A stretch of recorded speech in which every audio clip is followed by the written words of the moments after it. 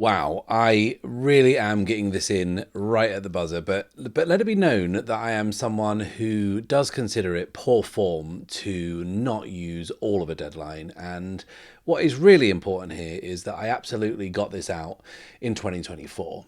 So, yeah, this year happened. I guess it had its ups and downs, like pretty much any year. And here at Bad Spot Towers, things were no different. So I thought I would take a moment to run down what the hell happened and also take a look cautiously towards 2025. 2024 saw the finale of the Starforged run that started when this channel did, all the way back in May of 2021. This year, Archer, Luna, and Griff's story came to a definitive end, and I don't really think I processed it at the time, like what it really meant. Because I've talked on this channel before about how rare it is to actually finish a campaign. So to actually finish a sprawling, narrative-heavy 60-part campaign that took place over the best part of 3 years that managed to get quite a lot of eyes on it. And when I say that, I mean like actual real people, like not just friends of mine who humor my dumb nerd shit, like actual strangers from all over the world who enjoyed the story and connected with the characters and frequently reached out to tell me just that. It was actually quite a big deal for me to get this over the finish line. But I think that because I was in such a mad dash to get it all done, like I normally take at least 2 weeks to do an episode, but the last 3 episodes of that run I did in 8 days. Because of that mad dash, I don't really think I had time to come to terms with it being over because I connected with the characters and I connected with the story, and it meant an awful lot to me. And all that ending sort of led to this existential crisis because people had come to my channel specifically to follow Archer, Luna, and Griff's adventures. And if their story was now over, then what even is the channel anymore? Like, does anyone care about anything else I have to say? But all that aside, I'm immensely proud of that Starforge run, and it's now just kind of there. It exists from start to finish, and I still get comments on videos where like someone will be on like the first or second video and they'll say, hey, I just stumbled across this campaign, it's really cool, and then like a week later they comment on episode 60 saying that they have just smashed the whole lot out in short order. And I think that's really cool.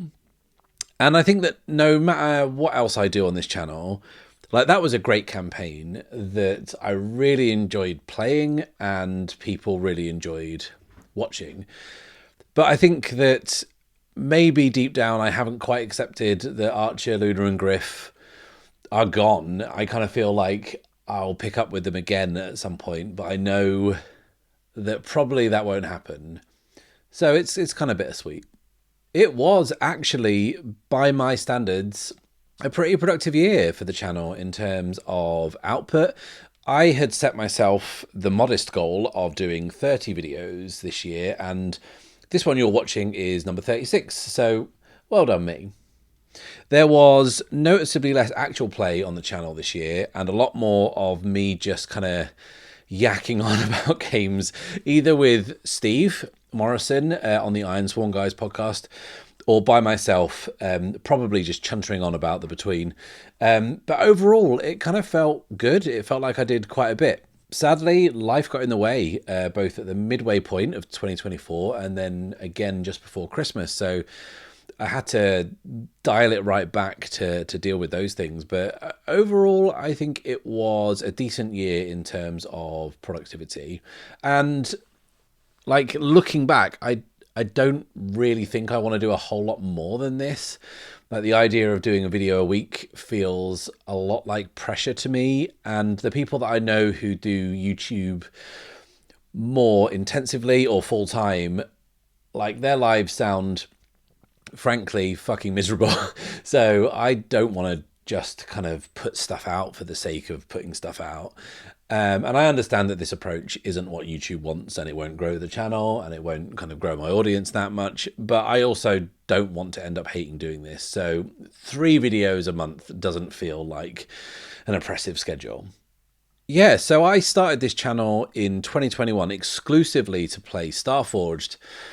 And in 2023, I branched out by playing the original Ironsworn. So the first 2 years of this channel weren't exactly what you would call varied. I did make a few videos of me briefly talking about other games, but it was pretty much Ironsworn or Ironsworn adjacent solidly until this year. I really wanted to play some different games on the channel, and I actually managed to do that this year, which was pretty nice. Myself and Steve played a really fun co-op game of Dead Belt, which was really cool. And I also ran a really gruesome one-shot of Trophy Dark, which I absolutely loved. In addition, I made a couple of videos about The Between, and also myself and Steve dedicated whole episodes of the Ironsworn guys to talking about Daggerheart and also Blades in the Dark. Now, I have no real idea if this is what you people enjoy, but whilst Ironsworn is my main game, I really did enjoy getting to play other games on the channel, and I have some games that I want to play on the channel outside of Ironsworn in 2025, and I'm really excited to try and bring in some more faces and different people to bring those games to life. So watch this space, I guess. Yeah, so Sundered Isles has been something that we all knew was coming for a long time, and finally getting to play it and start a new campaign, and for it to actually land with people after the Starforge run ended, and to also have people kind of get excited about it, has been really cool. And also it was a massive relief. The live episode I did at the UK Game Expo turned out to be a really good litmus test to see if people would accept a difficult second album from me, and it feels like generally people are digging it. The first block of 8 episodes of The Last Star Marked are all out, and that live episode will be following right behind. And that live episode was my first outing for Gideon and the Sundered Isles rule set, and that show was supposed to be a kind of fun knockabout kind of standalone adventure, and it really was, but unintentionally it has also actually ended up informing a great deal of the actual campaign, which is actually very, very cool. And I'm really proud of that first block. I have been super heartened at how people have taken to Gideon, and especially Lorenzo, let's be honest. And I'm really glad that people are enjoying the Sundered Isles run and the new kind of on-camera, dare I say it, slightly more polished approach. I know that I am enjoying putting it all together and playing the game, even if it does take me forever to finish an episode. Yeah, that's my bad. So I got to be a guest on a bunch of other shows this year, which I really enjoyed. RPG-wise, I got to be on an episode of Rainy Plays Games to talk about solo games. That's why I was asked on, but I did end up talking almost exclusively about The Between for most of that episode. I also got asked on to the DM's book club, where I was actually asked specifically to talk about The Between, which I gladly did, as I kind of gladly did to almost anyone with ears this year. But then we also got to talking about the kind of general philosophy of running games and playing games, and it was really nice to talk about how I've sort of come to the realization over the last few years that my approach to running games and playing games has fundamentally changed. And that was a kind of a really fun chat. Outside of games, I also got to be a guest on one of my favourite podcasts. This one goes to 11, which is a podcast about perfect albums. And I had a blast going on there to talk about one of my all-time favourite records, Blue Lines by Massive Attack. Now, if you want to hear me on any of those shows, I will stick links in the down belows. And I really loved being on other people's shows because it's nice. It's low pressure, and I just get to turn up and talk shit and then be like, yeah, you edit this. This is this is your problem now, goodbye. Which is an energy I, generally enjoy bringing to the table. So I set myself the somewhat modest goal of playing 12 different tabletop role-playing games this year. And I played 13. So I scraped by that modest goal in fine style. Anyone who has paid even the remotest bit of attention to the channel or my social media will know that the Between dominated much of my game time and also my kind of brain capacity for much of the year. And the campaign that I ran was, without doubt, the greatest experience I have ever had around a table. And weirdly, I managed to become almost like an unofficial champion of the Between this year. Like those podcast appearances in which I was fairly evangelical about the game are a good example. But then when the makers of the game reached out to me to make the Backer Kit launch video for the new edition, I sort of became an official champion of the Between, which was quite weird. But anyway, I've talked enough about the Between. Please don't set me off again, because this video will turn into an hour-long sprawling discussion about that. This year I got to play some games that I'd had on the to play pile for a long time. The best of those were Wander Home. I got to play a little kind of two-shot of that, which is really lovely, and Microscope, which I really enjoyed. I also got to revisit some favourites like Alice is Missing, and then I was also able to kind of ride the hotness and play some games that were popping off in the zeitgeist, like the Wild Sea, which kind of played a short run of towards the end of the year, and that was a lot of fun. And this year I also found myself playing with a lot of new people or like people that I'd not played with before, and some of which I met through the UK TTRPG scene, which is not something that I kind of have ever felt part of, really. So it was kind of nice to do that, even if they were just in kind of like home games. And I really would like to play more games next year, and I kind of hope my life gets a little less hectic and allows me to do so. And I especially want to focus on playing a lot more solo games. And let's just face it, it is much easier to kind of get a solo game to the table than try and wrangle a group of idiots together to kind of indulge my whims. Myself and Steve have a video coming up. We did one at the start of last year as well, where we run through the games that we want to play in the year to follow. And we have to pick 5 each. Now, my shortlist was 19 games, and you don't want to see how long the long list was. I played 68 different board games this year, which is a decent number. My favourites included Dwarf Romantic, which me and my buddy Andy played right the way through over the course of about 8 months. That game is just so cozy and lovely, and it's a game that even when you lose, you win. It's really lovely, and I kind of actually bought that game for my wife for Christmas so we can play it together through 2025 and see how our version of that game pans out. I was also a big fan of Sky Team, which is a co-op game where you are trying to land a plane with your co-pilot, but you have to do so using information that only you can see. So yeah, suffice to say that all our passengers died in a fireball somewhere in the French Alps, but that was a fun time. I really liked, in talking about kind of the hotness and the zeitgeist, Arcs was very good. It straddles that line of being both simple and incredibly deep, which is an elusive game design sweet spot. I also really loved the Lost Ruins of Arnak, which does nothing new really in terms of its mechanics, but it was so immensely playable.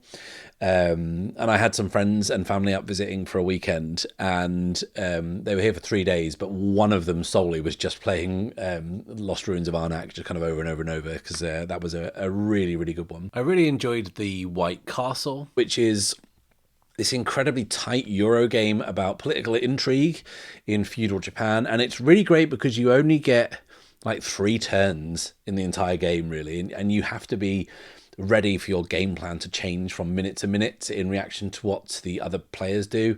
I thought that was really very cool. So, yeah, a lot of fun games hit the table this year. And in 2025, I really want to get some games off my shelf of shame because I have some pretty big hitters back there that are out of shot, that are still in their cellophane. And that's no good. So, yeah, hold me to it, and we'll check in on this and how I got on with that next year, I suppose. I did a lot of buying miniatures and a lot of painting miniatures in 2024, but very little in terms of actually playing miniatures games, which is a tale as old as time. But I did get to play two games, and they couldn't really be in starker contrast to each other. Legions Imperialis was a frankly crushing disappointment and a fairly transparent cash grab. If you can imagine such a shocking turn of events from Games Workshop, where they've clearly played on the nostalgia of gullible mugs like me. So now I have hundreds of teeny tiny Space Marines for a game that is just so depressingly average, which is a massive shame. But the year really did turn around when I finally got into Malifaux, which is a game like no other I have ever played. It's a game that I have orbited for a long time, but this year I finally took the plunge. I picked up some crews, I got them painted, and yeah, what a game that is. If you don't know, Malifaux is a skirmish game set in sort of an alternate Victorian steampunk, but then also Wild West type setting where you are just as likely to be pitted against a posse of exorcist cowboys as you are a troupe of magic smuggling showgirls or moonshine distilling gremlins who ride pigs. It's wild. Design-wise, it is an absolute marvel. It uses a deck of cards, like kind of normal playing cards, rather than dice, and uses the suits of those cards to trigger all sorts of kind of weird and wonderful things. The models are gorgeous, the lore, and I am not a lore guy at all. It's super weird and interesting. So yeah, I will be playing that one a lot. Yeah, so I ticked over 5,000 subscribers this year, which means that YouTube sent me some officially branded M&Ms, which was nice, I guess. A couple of my videos ticked over the 50,000 view mark, and the channel as a whole passed the 500,000 views landmark too, which I'm not particularly driven by those things, but they were cool little kind of milestones that I enjoyed. I'm just generally constantly astounded that people tune in and engage with what I put out. And I'm even more astounded that people support me on Patreon. And this year I've tried to do a bit more for those long-suffering people with more Patreon-only content, in the shame of the talkbacks that I've been doing on the Starforged run as it got uploaded to kind of all the audio platforms. So if you want to check those out and join an exclusive club of perpetually disappointed people, then you know what to do. But sincerely, thank you to everyone who has tuned in and supported me with a like or a subscribe or a few bucks on Patreon. Thank you, thank you, thank you, a million times thank you. Yeah, so I have some plans. Firstly, I shall reassure you that Ironsworn isn't going anywhere, and there will be plenty more Sundered Isles. As Gideon and Lorenzo, at the end of the first part of the last Star Marked campaign, like, those two are in a real pickle, and I genuinely have no idea how we're going to get out of that. So it'll be fun to find that out next year. There will be more Ironsworn guys with Steve Morrison, that's for sure, because, you know, we'd be having those conversations anyway. We do love hanging out and kind of talking shit. So we may as well record it and put it out for other people to enjoy. And there'll be more games. Like I said, I have plans for stuff I want to do on the channel, but I kind of don't really want to say what they are in case they don't happen, because, you know, these things are fickle. But I will say they will all be narrative focused games, kind of story first games. And I've been speaking to some very talented folks about possible collaborations, so fingers crossed that they come off. But what do you want to see? Is there any games you want me to play? Is there anything you want me to talk about? Do you want me to do more live streams? Do you want me to talk less about the Between? Or do you want me to just shut up and play the hits? And by play the hits, I mean play Ironsworn, because that seems to be what most people want. Like, what do you people want from me? Let me know in the comments. So yeah, that was 2024, a real shit show generally, in a wider sense. But there was probably some good that came out of it, I reckon, maybe. Anyway, until next time, everyone, it is farewell and safe passage.